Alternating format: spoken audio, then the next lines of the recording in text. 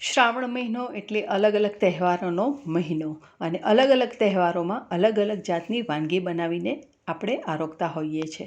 Super સહેલિયાથી હું Nipah મિસ્ત્રી આજે તમારા માટે એવી જ એક સરસ રેસીપી લઈ આવી છું જે છઠ સાતમ માટે તમારા માટે ખૂબ જ ઉપયોગી બની રહેશે. તો અહીંયા મારી પાસે 3 મોટી કળી લસણ છે, 2 લીલા મરચાં છે અને એક મોટો ટુકડો આદુનો લીધેલો છે.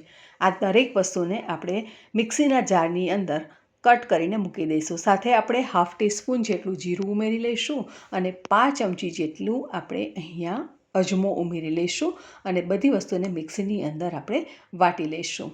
ત્યારબાદ અહીંયા આપણે એક પ્લેટ લઈશું. એની અંદર 2 ટેબલસ્પૂન ગોળ લેવાનો છે.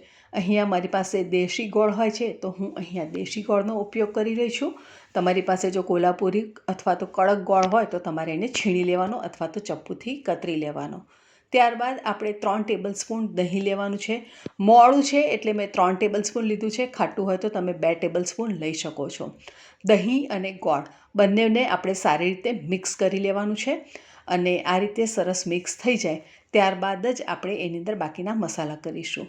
તો પહેલાં આપણે જે મસાલો વાટીને રાખ્યો હતો, આદુ, મરચાં, લસણ, જીરું અને અજમો, આ બધી પેસ્ટ આપણે એની અંદર ઉમેરી લઈશું.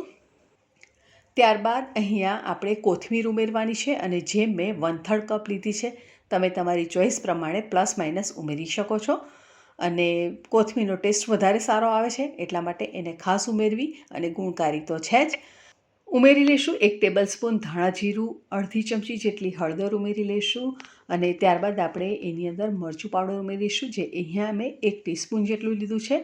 2 ટીસ્પૂન જેટલા તલ ઉમેરી લઈશું અને 1 ટેબલસ્પૂન જેટલું આપણે અહીંયા કસૂરી મેથી લેવાની છે. થોડી આ રીતે હાથથી મસળી લઈશું અને ત્યારબાદ ઉમેરી લઈશું.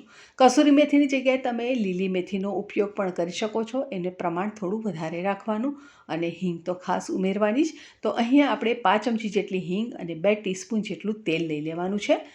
હવે એની અંદર ઉમેરી લઈશું સ્વાદ પ્રમાણે મીઠું. તો મેં અહીંયા લગભગ 1 ટીસ્પૂન જેટલું મીઠું લઈ લીધું છે અને હવે આપણે આ બધી વસ્તુને મિક્સ કરવાની રહેશે. તમે ઢેબરા બનાવો, વડા બનાવો કે મુઠિયા બનાવો, કોઈ પણ રેસીપી બનાવો અને એમાં જો આપણે દહીં અને ગોળ ઉમેરવાના હોય તો એનો પ્રોસેસ આપણે આ જ રીતે કરવાનો.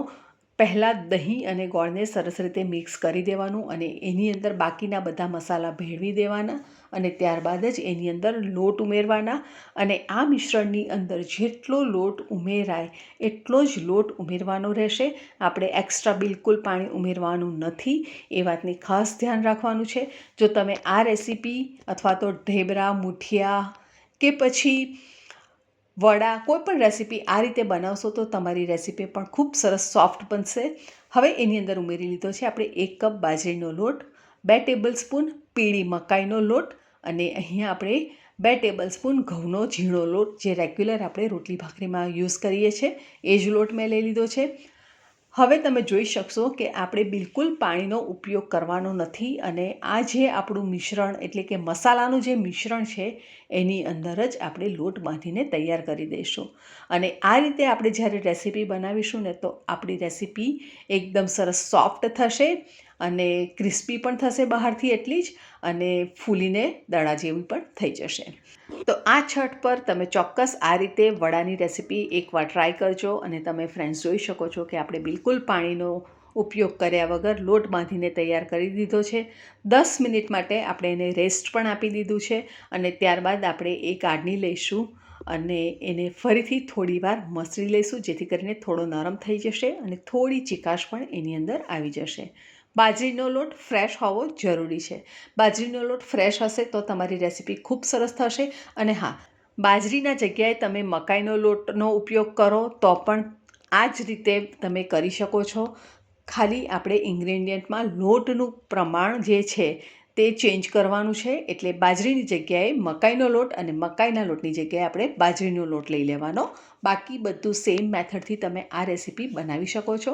અને બાજરીનો લોટ અથવા તો તમે મકાઈનો લોટ બેમાંથી કોઈ પણ એકના બનાવવા માગતા હોય અને બાકીનો લોટ સ્કીપ કરવા માગતા હો તો પણ તમે કરી શકો છો.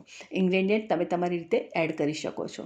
હવે એના 3 પાર્ટ પાડી દીધા છે. ઘઉંના લોટની અંદર આપણે એને રોલ પણ કરી દીધું છે અને હવે આપણે એને વેલણની મદદથી સરસ રીતે વણી લેવાનું છે. બહુ જાડું પણ નહીં અને બહુ પતલું પણ નહીં, એવી રીતે આપણે વણવાનું છે. અને આપણે ઘઉંના લોટમાં રોલ કરી અને આપણે વણ્યું છે, જેથી કરીને આપણે વડા જ્યારે એકબીજાની ઉપર મૂકીશું તો એ ચોંટશે નહીં અને સરસ રીતે આપણા વડા ઉપરા ઉપરી મૂકીશું છતાં પણ એ સરસ ઉખડી જશે.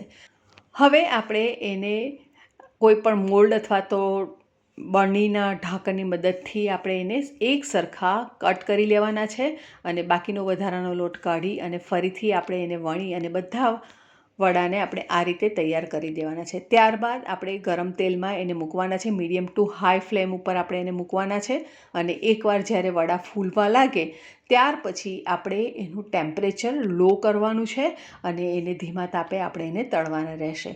આ રીતે તમે જો વડા તળશો તો તમારા પણ વડા સરસ રીતે ફૂલશે અને એ પણ એકદમ બહારથી ક્રિસ્પી અને સોફ્ટ બનશે અને સ્વાદમાં તો ખૂબ જ સ્વાદિષ્ટ બનવાના જ છે, કેમ કે આપણે મસાલા એટલા પરફેક્ટ અંદર ઉમેર્યા છે અને આ વડા મારા ઘરમાં બધાના ખૂબ જ ફેવરિટ છે. તમે પણ ચોક્કસ એકવાર વડા આ રીતે ટ્રાય કરજો, તમારા ઘરમાં પણ બધાના ફેવરિટ બની જશે.